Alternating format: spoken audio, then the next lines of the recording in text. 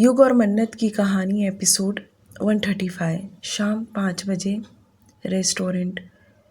तीनों ने Chinese food खाया। खाने के बाद जब वे रेस्टोरेंट से बाहर निकले तो युग ने कहा, ड्राइवर पीहू उसके घर छोड़ देगा और तुम मेरे साथ ऑफिस चलो, हम शाम को साथ में घर चलेंगे।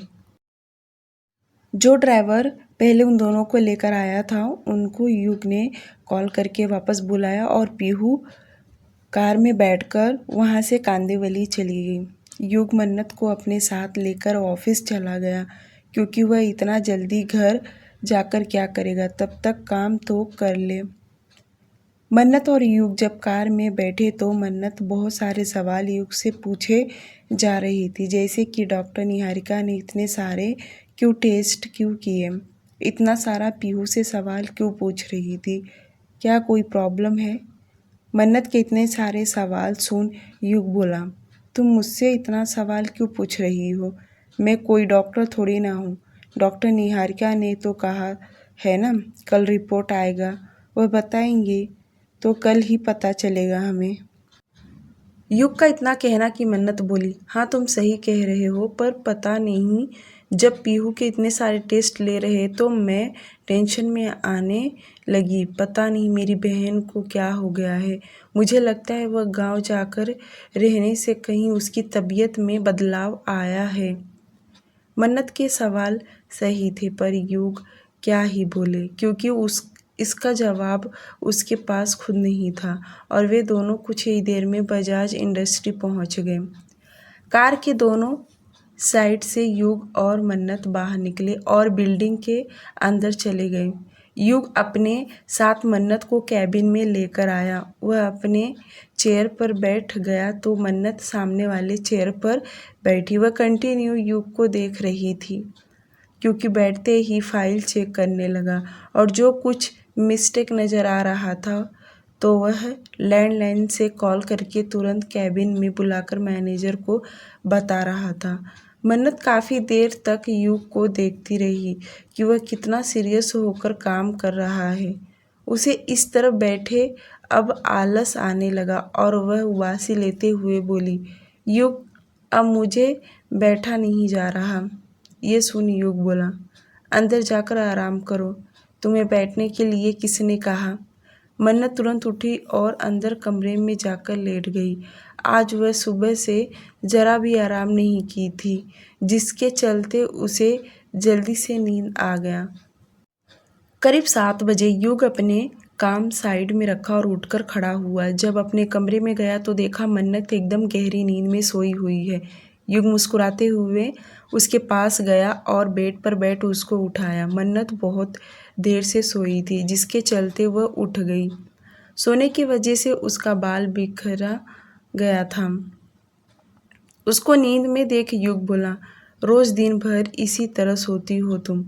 ये सुन मन्नत वापस बेड पर लेट गई और बच्चे की तरह हरकतें करते बोली, युग मैं घर पर इतना नहीं सोती हूँ, वह आज मैं थक गई हूँ। मन्नत का इतना कहना कि वह थक गई है ये सुन तो युग अपनी आईब्रो सिकुड़ा लिया और उसे घूर कर देखते हुए बोला, क्या सच में तुम बहुत थक गई हो। मन्नत अपना सिर हाँ में हिला दी, जो देख युग उसका हाथ पकड़ उठाते बोला, हाँ पता है, ऑफिस का सारा काम तुमने ही किया है। युग उसे गोद में उठा लिया और कहा, बाल वाल ठीक करना है या ऐसे ही चलोगी। भला मन्नत ऐसे थोड़ी ना घर जा सकती थी। वह तुरंत बोली, युग मुझे नीचे उतारो, मुझे अपना हुलिया ठीक करना है। जो सुन युग ने उसे नीचे उतारा और मन्नत वॉशरूम में जाकर पहले चेहरा वॉश की, उसके बाद अपने बालों को कॉम्ब की, हल्का सा मेकअप की।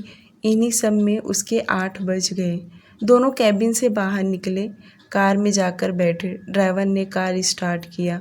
उनकी कार जब हाईवे होते हुए जा रही थी तो बीच में एक जगह पर बहुत सारे खाने पीने के स्टॉल लगे हुए थे और वहाँ पर बहुत भीड़ भाड़ था।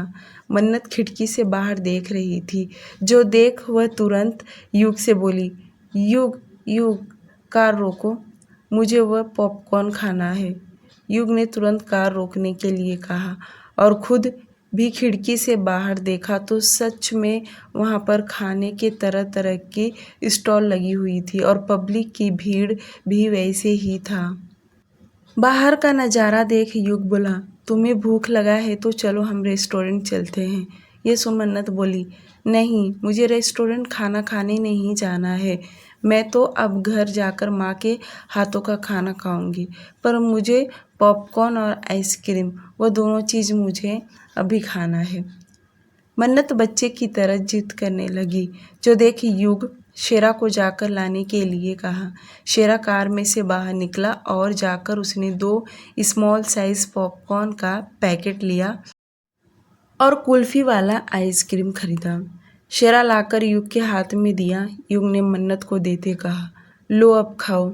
मन्नत आइसक्रीम को देखते ही उसके दिल को ठंडक मिला और वह खुश होते हुए ले ली और आइसक्रीम खाने लगी। खाते वक्त वह भी बोले जा रही थी, बहुत दिन के बाद खा रही हूँ। ये सुनकर युग अपनी आंखें छोटी कर ली और बोला, क्यों, तुम्हें आइसक्रीम घर में नहीं मिलता? युग का सवाल सुन मन्नत मुंह बनाते हुए बोली, घर में तो आइसक्रीम बहुत है, पर मुझे डब्बे वाले आइसक्रीम नहीं पसंद। और जो यह लकड़ी वाला आइसक्रीम है, इसकी तो बात ही कुछ अलग है। मन्नत आइसक्रीम खाने के बाद पॉपकॉर्न खाने लगी और कार में से बाहर देख रही थी। बहुत कुछ पूछे जा रही थी, युग उसे बता रहा था और इसी के साथ वे लोग मैंशन पहुंच गए। सबसे पहले दोनों फ्रेश हुए, उसके बाद नीचे आए। मीरा जी ने तो डिनर सभी के लिए रेडी करी थी। सब साथ में बैठकर डिनर करने लगे। मन्नत ने तो आते वक्त ही बता दी कि वह युग के साथ ऑफिस गई थी और साथ में भी दोनों आ रहे हैं। जो सुन मोनिका जल भून गई और वह मन ही मन कहने लगी, क्या आजकल युग इसे ऑफिस भी लेकर जा रहा है? क्या वहाँ पर भी इसे मालकिन बनाएगा? मोनिका तो यही सब सोच के परेशान होने लगी। इन दिनों उसे हर रोज झटके पे झटका लगते जा रहा है। दूसरी तरफ मेहता बंगलो, नैना और नारायण जी दोनों ने डिनर कर लिया। उसके बाद नैना उन्हें कमरे में छोड़ने गई और उन्हें दवाइयाँ देकर बेड पर लेटा दी और वहाँ से किचन में जाकर कल के लिए ब्रेकफास्ट रेडी करने लगी और छोटे मोटे काम निपटाकर कमरे में आ गई। सुबह में रेहान कह गया था कि उसे रात को खाने में लेट होगा, जिसके चलते नैना खाना खाकर कमरे में आ गई। पहले तो वह बालकनी में जाके ठंडी हवा में बैठी और अपने मोबाइल में कुछ देख रही थी। करीब आधे घंटे तक वह बालकनी में बैठी रही। उसके बाद वह वहाँ से निकली और कमरे में आ गई। उसे नींद तो नहीं आ रहा था, तो वह कमरे में यहाँ से वहाँ घूम रही थी। वह कमरे से बाहर निकली और रेहान के स्टडी रूम में आ गई, जहाँ उसे पढ़ने के लिए बहुत सारे बुक्स मिल गया और उसने उसमें से 1-2 बुक्स निकालकर कमरे में लेकर आ गई। नैना सोफे पर आराम से बैठ बुक्स पढ़ने लगी। वह पढ़ने में इतनी मग्न हो गई कि उसे वक्त का खबर ही नहीं पड़ा। रात 11 बजे रेहान की कार बंगले के अंदर एंटर हुआ।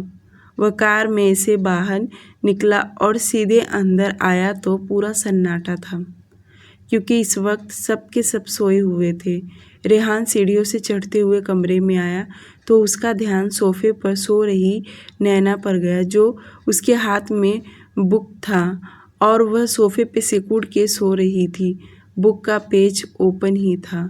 नैना को इस तरह सोता देख रेहान उसके सामने वाले सोफे पर बैठ गया और गौर से उसे निहारने लगा। पहले तो वह ऐसा कभी नहीं करता था, पर आजकल वह नैना के तरफ खींचा जा रहा था। रेहान उसे यूं ही 5 मिनट तक देखता रहा। उसके बाद वह सोचकर उठा और नैना के करीब गया। पहले तो उसने उसके हाथ से बुक ले साइड में रखा, उसके बाद उसे गोद में उठा या जैसे उठाया कि नैना तुरंत आंखें खोल दी। वह नींद भरी आवाज़ में उसे देखते बोली, रेहान सर, आप आ गए? सर सुनकर रेहान को बुखार आ गया और वह नैना को बेड पर पटक दिया। उसके ज़ोर से पटकने की वजह से उसके मुंह से आह निकला। नैना अपनी कोहनी पकड़ रेहान को देखते रह गई। वह तुरंत वॉशरूम में चला गया। उसके जाते ही नैना ब्लैंकेट ले सो गई। कुछ ही देर बाद रेहान फ्रेश होके आया और नैना को सोता देख उसके बगल में जाके सो गया। अगली सुबह बजाज मेंशन। युग और मन्नत रेडी होकर नीचे आए और ब्रेकफास्ट किए तो युग ने सभी के तरफ एक नज़र देख कहा, दादी मॉम, मन्नत को अपने साथ हॉस्पिटल लेकर जा रहा हूँ। ये सुनकर तो मीरा जी तुरंत पूछी, क्यों, क्या बात है? सब ठीक तो है ना बेटा? मीरा जी बोलते वक्त मन्नत के तरफ देख रही थी। मन्नत तुरंत अपना सिर हाँ में हिलाते हुए बोली, माँ मैं बिल्कुल ठीक हूँ। तब तक युग बोला, मॉम वह बिल्कुल ठीक है, पर मैं चाहता हूँ टाइम टू टाइम उसे डॉक्टर के पास ले जाना सही रहेगा। मीरा जी कुछ कहने को मुंह खोल ही रही थी कि उतने में दादी बोली, सही तो कह रहा है मेरा पोता, बच्चे का अभी से ध्यान देना बहुत ज़रूरी है, नहीं तो इस लड़की का क्या भरोसा, इसे तो ठीक तरह से न चलने आता है और न उठने बैठने। सुबह सुबह दादी ने मन्नत को अपना निशाना बना ली और इसमें उसका कुछ भी रोल नहीं था, बल्कि युग झूठ बोल रहा था और बलि का बकरा मन्नत बन गई। वह तो अपनी नज़रें इधर उधर घुमा कर दादी को देख रही थी, क्योंकि वह ठीक तरह से उन्हें देख भी नहीं सकती थी, वरना और भी उसे सुनाने लग जाती। मीरा जी बोली, अच्छा ठीक है, तुम मन्नत को लेकर जाओ और खुद ही उसे घर छोड़ देना, ऑफिस में मत लेकर जाना वरना वह थक जाएगी। ब्रेकफास्ट करने के बाद युग और मन्नत हॉस्पिटल के लिए निकल गए। मोनिका को तो बिल्कुल समझ में नहीं आ रहा कि यह युग कर क्या रहा है, आखिर इसे रोज रोज कहाँ लेकर जा रहा है, आखिर बात क्या है। कुछ ही देर में वे दोनों हॉस्पिटल पहुंच गए। पहुंचते ही वे दोनों डॉक्टर निहारिका के कैबिन में गए। डॉक्टर निहारिका ने उन्हें बैठने के लिए कही। उसके बाद उन्होंने रिपोर्ट टेबल पर रखी और अपने दोनों हाथ आपस में जोड़ बहुत ही सीरियस होकर युग और मन्नत को देख रही थी। डॉक्टर निहारिका को इस तरह देखता देख मन्नत युग के तरफ देखने लगी। डॉक्टर निहारिका बोलना चालू की, Mr and Mrs Bajaj, report आ गया है और मैं आप लोगों को बता दूं, मिस पीहू का करीब 2 महीने से ड्रग्स ले रही हैं। क्या? मन्नत जोर से चीख के बोली। युग चाहता तो पहले ही मन्नत को बता देता, पर वह इसलिए नहीं बताया कि वह यकीन नहीं करती या परेशान हो जाती, इसलिए डॉक्टर निहारिका को आज दोनों के सामने बताने के लिए कहा।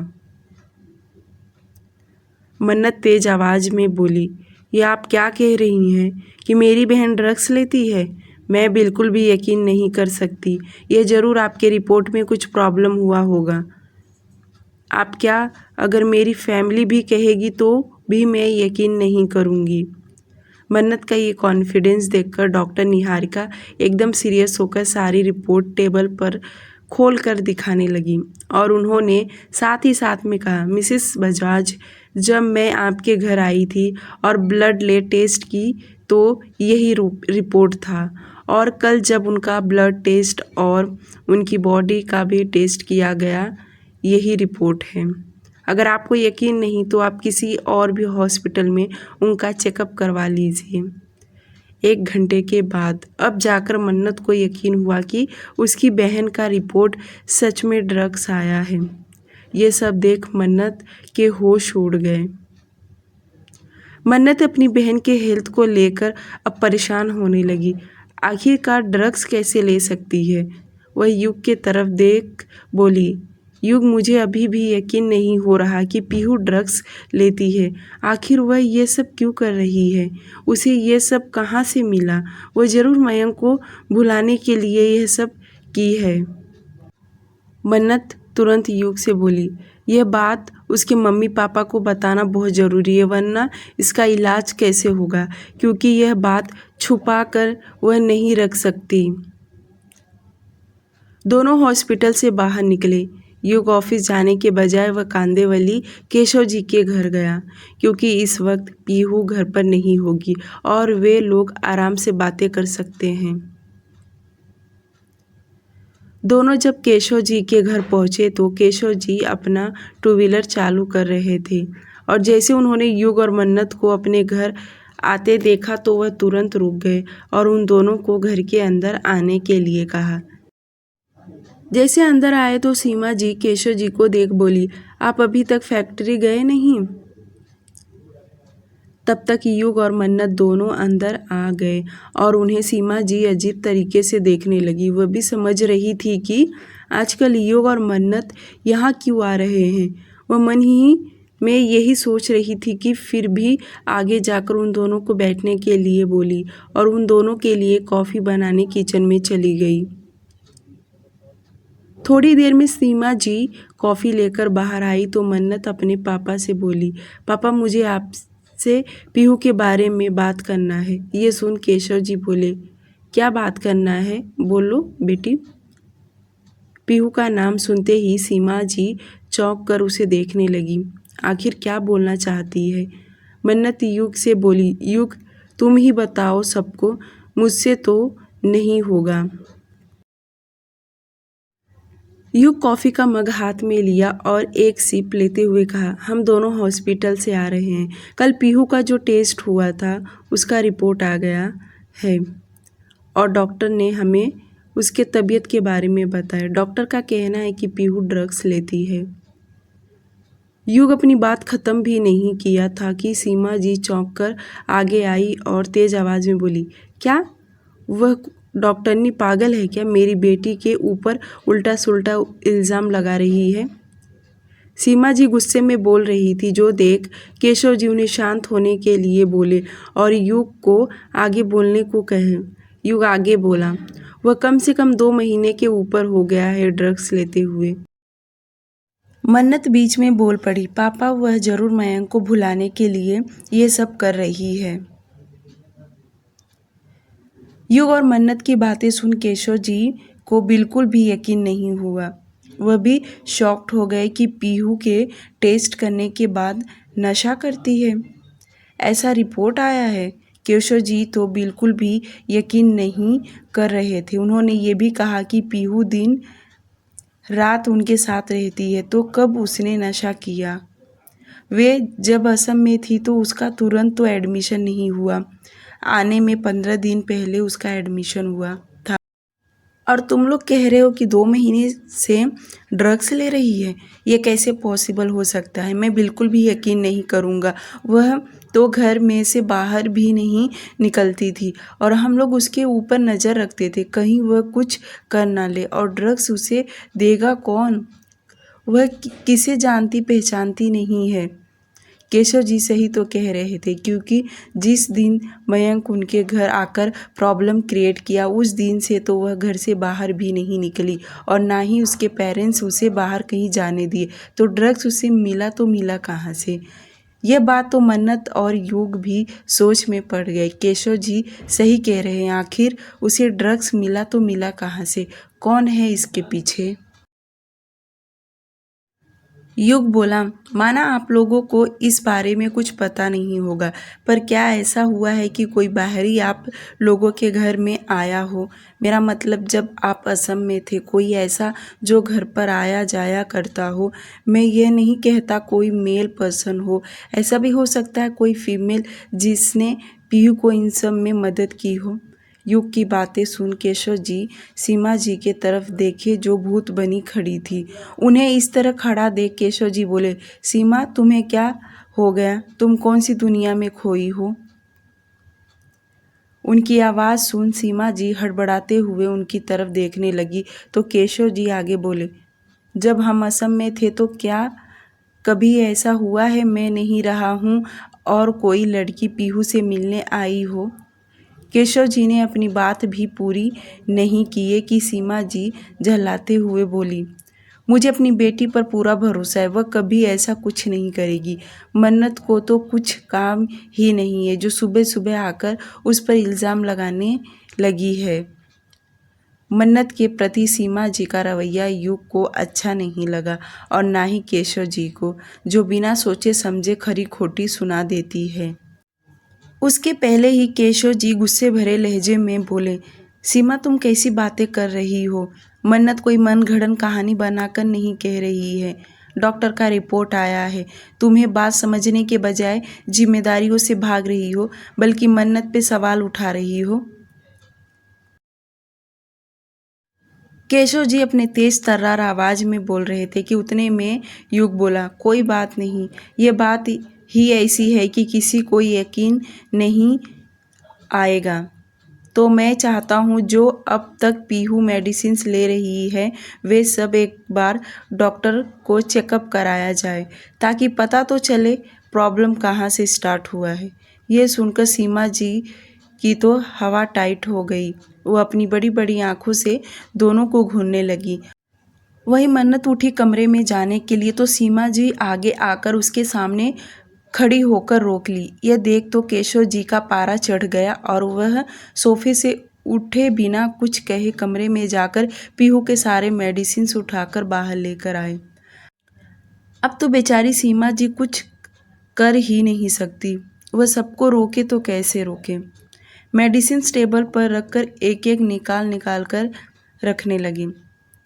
उसकी बहुत सारे मेडिसिन्स थे, क्योंकि जब से मयंक ने यह सब प्रॉब्लम किया तब से वह बीमार ही रहने लगी थी। युग ने एक एक मेडिसिन्स हाथ में लेकर उसका फ़ोटो निकाल डॉक्टर निहारिका को भेज दिया।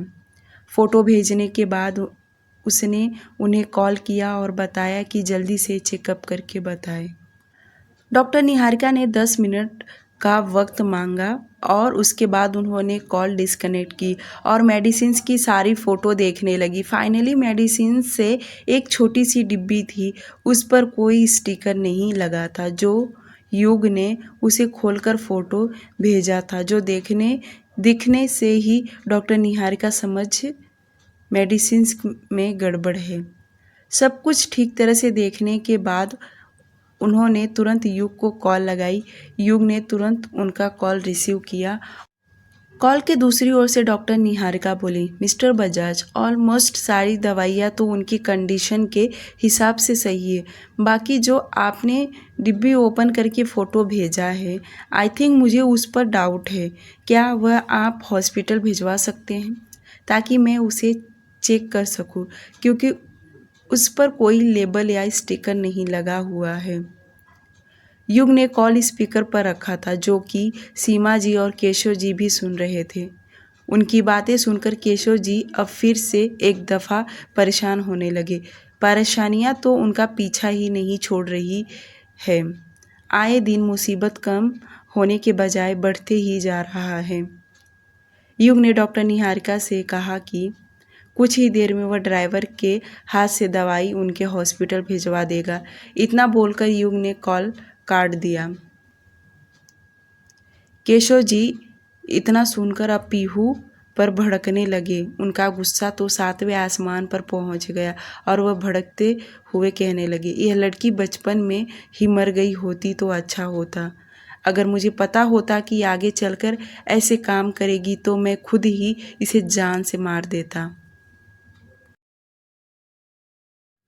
केशव जी बहुत गुस्से में पीहू के लिए अपशब्द इस्तेमाल कर रहे थे कि मन्नत तुरंत उनके सामने आकर उनके कंधे पर हाथ रख बोली, पापा आप आजकल पीहू के लिए इतना कठोर कैसे बन गए हैं? पहले तो कभी आपने ऐसा नहीं किया, फिर आज क्यों? केशव जी इतना बोलकर अपनी नज़रें नीचे झुका लिए थे और वह मन्नत की बातें सुन एकदम इमोशनल हो गए, पर उनका गुस्सा कम नहीं हुआ। बल्कि रुआंसी आवाज़ में बोले, तो क्या करूं? इस लड़की के वजह से कैसे कैसे दिन देखना पड़ रहा है। यहाँ तक कि अपना घर, अपना फैक्ट्री, सब कुछ मुझे छोड़ कर जाना पड़ा इस लड़की के वजह से। वह लड़का घर आकर सारे आम लोगों के सामने बेइज्जती किया, और तो और इसका मन नहीं भरा तो आज यह सब कर रही है। मुझे तो लगता है जब तक वह मेरी जान नहीं लेगी तब तक वह शांत बैठने वालों में से नहीं है। ऐसी बेटियां तो भगवान किसी को भी ना दे। केशव जी और मन्नत दोनों ही इमोशनल हो गए थे। तो वहीं सीमा जी की आंखों में आंसू आ गया, क्योंकि केशव जी उनकी बेटी को मरने के लिए जो कह रहे थे। फिलहाल तो पूरी फैमिली इमोशनल थी। जो देख युग बोला, मुझे लगता है हमें पीहू को इस तरह ब्लेम नहीं करना चाहिए, बल्कि अभी इसी वक्त से उसका इलाज करवाना होगा, वरना बहुत लेट हो जाएगा। ये सुन मन्नत युग को देख बोली, क्यों ना एक बार पीहू से पूछ लेते, शायद जो कुछ हुआ है वह सब बता दे कि उसने ऐसा क्यों की और क्यों करना चाहती है। मन्नत का इतना कहना कि सीमा जी केशव जी उसी के तरफ देखने लगी। वहीं युग अपना राइट हैंड अपने चीन पर फेरते हुए कहा, नहीं, हमें उसे यह सब नहीं बताना चाहिए, बल्कि उसकी मेडिसिन्स चेंज होते ही उसे खुद समझ में आ जाएगा कि उसकी चोरी पकड़ी गई है। केशव जी का गुस्सा पीहू के ऊपर बढ़ते ही जा रहा था, क्योंकि उसके वजह से कितने लोगों को तकलीफ़ों का सामना करना पड़ रहा है। यह सब सोच वह अपने आँखों से चश्मा उतारकर ज़मीन पर ज़ोर से पटक दिए। जो देख सीमा जी उनके सामने आकर खड़ी हो अपने दोनों हाथ जोड़ते हुए बोली, मुझे माफ़ कर दीजिए, इसमें पीहू की कोई गलती नहीं है, बल्कि सारी गलती मेरी है। इतना बोल सीमा जी अपने दोनों हाथ से अपने चेहरे को ढककर जोर जोर से रोने लगी। उनको इस तरह रोता देख किसी को कुछ समझ में नहीं आ रहा, वह इतना क्यों रो रही है। उनको इस तरह रोता देख मन्नत को बिल्कुल भी अच्छा नहीं लगा। वह तुरंत उनके पास गई और उनका हाथ पकड़ चेहरे से हटाते हुए बोली, माँ, आप इस तरह क्यों रो रही हैं? क्या बात है, बताइए। अब तो सीमा जी और भी ज़ोर ज़ोर से रोने लगी। सीमा जी रोते रोते नीचे फ्लोर पर बैठ गई। उनके साथ मन्नत भी नीचे बैठी, पर उसे समझ नहीं आ रहा कि आखिरकार उसकी माँ इतना रो क्यों रही है। केशव जी को भी समझ में नहीं आ रहा कि अचानक से सीमा को हुआ क्या। वहीं सीमा जी अपनी बात रखते हुए बोली, पीहू को इस ड्रग्स के बारे में कुछ भी खबर नहीं है, बल्कि उसे ड्रग्स मैं ही दे रही थी। सीमा जी का इतना कहना कि वहाँ मौजूद युग, मन्नत, केशव जी तीनों एकदम शॉक्ड हो गए। केशव जी तो सीमा जी के पास गए और दांत पीसते हुए बोले, क्या कहा तुमने कि तुम पीहू को ड्रग्स दे रही थी? ऐसा ही कह रही हो ना तुम? केशव जी इस वक्त बहुत गुस्से में थे और उनकी बातें सुन सीमा जी रोते हुए हाँ में सिर हिला दी। जो देख केशव जी एकदम जोरदार तमाचा उनके गाल पर जड़ दिए, जिसका अंदाज़ा किसी को भी नहीं था कि वह ऐसा कुछ करेंगे। सीमा जी का चेहरा दूसरी ओर घूम गया, वह ज़ोर ज़ोर से रोने लगी। यह देख मन्नत तुरंत सीमा जी को सहारा दी। उसे भी अंदाज़ा नहीं था कि उसके पापा ऐसा कुछ करने वाले हैं, वरना वह बीच में आ जाती। पर अब उसे भी अपने पापा के ऊपर गुस्सा आने लगा कि उन्हें इस तरह माँ के ऊपर हाथ नहीं उठाना चाहिए, क्योंकि उन्होंने उनकी पूरी बात तक नहीं सुना। वहीं केशव जी मन्नत का हाथ पकड़ उसे साइड में किए और सीमा जी की बाहें पकड़ तेज आवाज़ में बोले, अरे तुम माँ हो कि जल्लाद? तुम अपनी सगी बेटी के साथ ऐसा कर रही हो? कहाँ चला गया अब तुम्हारी ममता जो इतनी बेदर्दी बन गई हो? तुम्हें क्या ज़रा भी अपनी बेटी के ऊपर तरस नहीं आया? अगर उसे कुछ हो जाता तो? युग को यह फैमिली बिल्कुल भी समझ में नहीं आ रही कि यह लोग अपनों के साथ ही ऐसा कैसे कर सकते हैं। वह तो उनके बीच में कुछ बोल ही नहीं पा रहा, और भला बोले तो भी क्या बोले, क्योंकि उसके भी समझ में यह लोग अलग ही थे। सीमा जी इस वक्त इतनी रो रही थी कि वह नज़र तक नहीं उठाकर देख रही थी। तब तक मन्नत स्लो आवाज़ में पूछी, पर माँ, आपने यह सब क्यों किया? इसमें पीहू की क्या गलती थी जो आप यह सब करने के लिए मजबूर हो गई? सीमा जी ज़ोर ज़ोर से रो रही थी।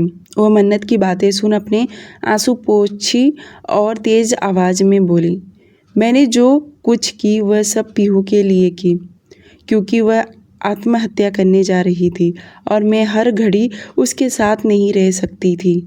समझो मैं कहीं चली जाती और वह ऐसा कर लेती तो मैं क्या करती? बोलो मैं क्या करती थी? क्या हमारी पीहू आत्महत्या करने जा रही थी? मन्नत बोली। जो सुन सीमा जी बोली, हाँ, क्योंकि मेरे पास कोई रास्ता नहीं था।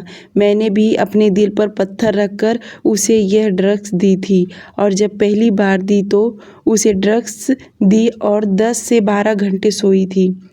मैं बहुत डर गई थी, पर जब उसे होश आया तब मुझे जाकर कहीं तसल्ली मिला।